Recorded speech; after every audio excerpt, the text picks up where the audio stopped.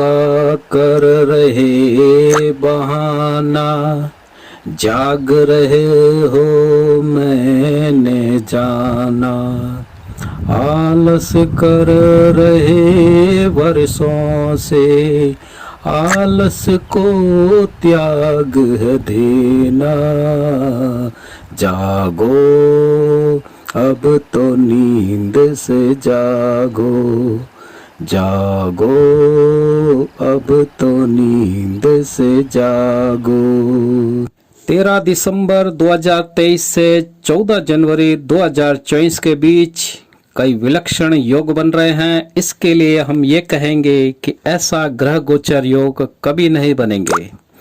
यह ग्रह गोचर संयोग में कोई भी ग्रह न तो नीचस्थ है, न कोई शत्रु राशि में है, अर्थात ग्रह गोचर की स्थिति अनुकूल है। मौका अच्छा है तो चौका लगाइए, छक्का लगाइए। इस समय ग्रह गोचर की स्थिति के अनुसार आपकी चंद्र कुंडली बलवान हो चुकी है, वह इस कुंडली का सामर्थ्य बढ़ चुका है। ज्योतिष शास्त्र में स्पष्ट लिखा है कि यदि किसी भी कुंडली में 3 से 4 ग्रह उच्चस्थ है, मित्र राशि में है, कोई भी ग्रह नीचस्थ ना हो, ग्रहों का राशि परिवर्तन हो, मित्र राशि में गए हुए ग्रह हो, तो यह शुभ योग का निर्माण हो, तो यह स्थिति कुंडली को सामर्थ्यवान बना करके व्यक्ति को राजयोग का भोग करवाती है। अर्थात सुख सुविधाएं, ऐश्वर्य, मनचाहा कार्य पूर्ण होना, नींद खुलने से पूर्व स्वप्न का सत्य हो जाना। तो आइए आपके चंद्र कुंडली पर दृष्टि डालते हैं। लगन के स्वामी बुध हैं, जो कि सप्तम भाव में है। शुक्र स्वयं की राशि में है, मंगल स्वयं की राशि में है।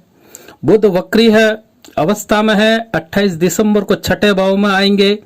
शनि अपनी मूल त्रिकोण राशि में गोचर कर रहे हैं, नवम स्थान में, यानी कि भाग्य स्थान में। मंगल राशि परिवर्तन कर 28 दिसंबर को सप्तम भाव में आएंगे, अपने मित्र गुरु की राशि में। मंगल अभी विपरीत राजयोग बना रहे हैं, वह 28 दिसंबर के बाद गुरु मंगल का राशि परिवर्तन योग बनेगा। कुंडली में 2 बातें महत्वपूर्ण होती है, लग्नेश और दूसरा भाग्येश। इनके भाव, इन भाव का बलवान होना आवश्यक होता है।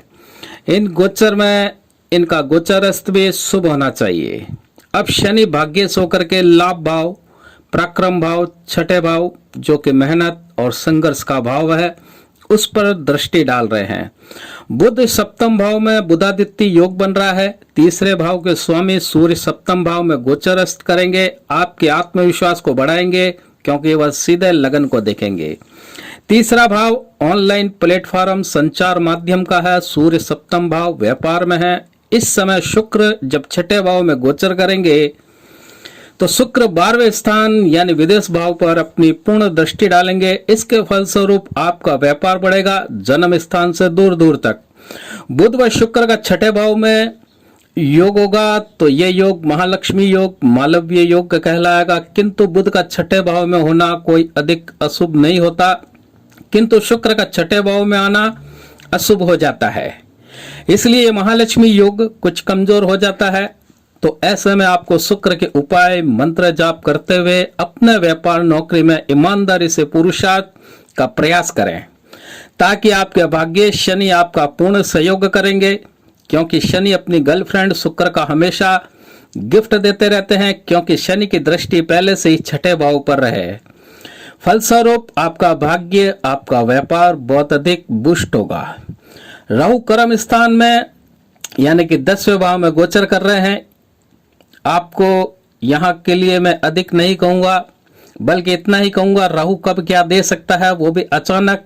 और राहु टेक्नोलॉजी, शेयर और इलेक्ट्रॉनिक मीडिया, ग्लैमर का है। तो आप जो भी करें गुप्त रूप से करें, किसी को इसका बखान न करें। 28 दिसंबर तक मंगल छठे भाव में है, इसके बाद मंगल सप्तम भाव में गोचर करेंगे। जब मंगल 7वें भाव में गोचर करेंगे तो जो व्यक्ति मेडिकल, डिफेंस की तैयारी कर रहे हैं, स्टूडेंट या कोई कंपटीशन एग्जाम की तैयारी कर रहे हैं या एग्जाम देंगे, तो अच्छी परफॉर्मेंस देंगे। वह शुक्र जब छठे भाव में गोचर करेंगे 25 दिसंबर से शुक्र 12वें भाव के फल को बढ़ाएंगे। आपके खर्च बढ़ेंगे, लेकिन खर्च तो जब होगा जब आपके पास में पैसा आएगा। तो यह पैसा आएगा कहां से? तो मित्रों, धन गुरु व मंगल दोनों ही आपको धन की व्यवस्था करेंगे। गुरु लाभ भाव में है, मंगल की राशि में है, वह धन खर्च करेंगे चौथे भाव पर। अब चौथे भाव की बात आई है तो आपको बात बता दें कि ये आपको अपने स्थान से दूर भेज सकते हैं। कौन? केतु।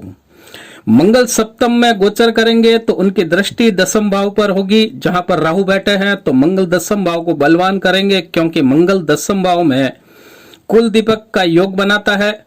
वह मंगल दसम भाव में होता है तो बलवान हो जाता है। मंगल की दृष्टि ही काफी है, क्योंकि मंगल सेनापति है। तो मित्रों, आपको एक बात बता दूं कि योग तो अच्छे बन रहे हैं आपकी चंद्र कुंडली में, लेकिन ये योग भी तभी फलित होंगे जब आप अपने जन्म कुंडली में इन ग्रहों की स्थिति को चेक करें कि ये कितने बलवान, कितने कमजोर हैं।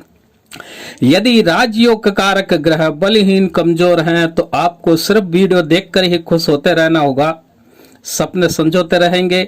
इसलिए मिथुन राशि के जातकों, आलस छोड़ें, पुरुषार्थ करें, ग्रहों के उपाय भी करें।